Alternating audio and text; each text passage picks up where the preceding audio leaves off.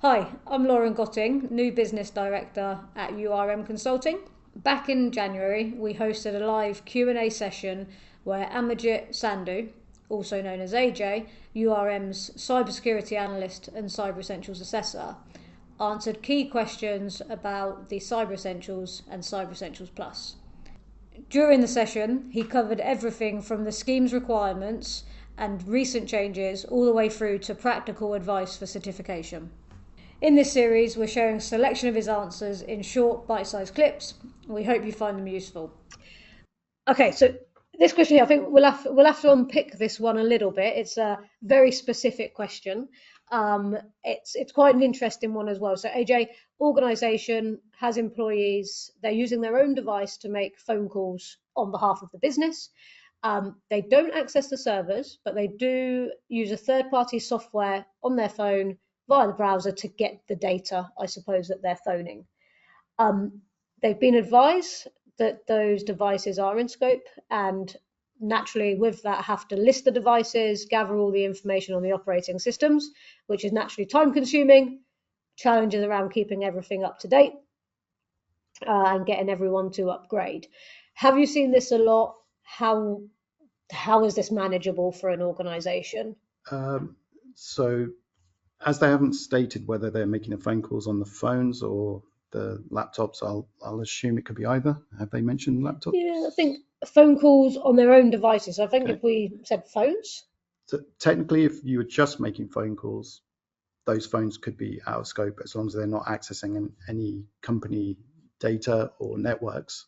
They can be taken out of scope. But in this case, it looks like they are connecting to some service, which would then put them into scope.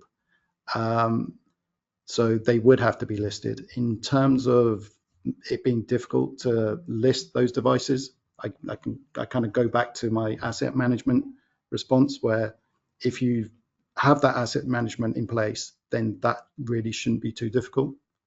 In a real world example for this, AJ, say I joined URM, so okay, can I use my own phone during my induction week? And they said yes. Would it be at that stage then you say, okay, right, what make and model is your phone? Is it during induction? How do they actually get this information from people? Yeah, so if company policy is to allow BYOD, personally, I don't think it's a great idea, but it happens and it's there. So we have to deal with it.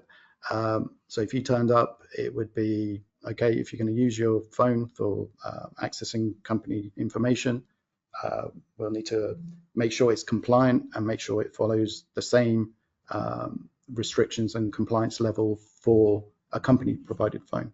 It shouldn't be treated any different. Mm-hmm. Yeah, and it's just about gathering that information, early on, yeah? Yeah. Okay, so it seems like for this particular example, if they are accessing via, company data via that software, it definitely is in scope, and it needs to be managed. Yeah, whether they're doing way. it via phones or via something like Teams and on a laptop, then those would be in scope if they're using BYOD, and they should be treated exactly the same as a company provided device. Okay. Thank you, AJ, and thank you for watching. URM is hosting a free webinar in July where we'll be exploring the recent changes to the Cyber Essentials scheme and the Cyber Essentials Plus scheme in more detail. If you'd like to understand how these updates could affect your organisation and get further guidance from our experts, feel free to register at our website, urmconsulting.com.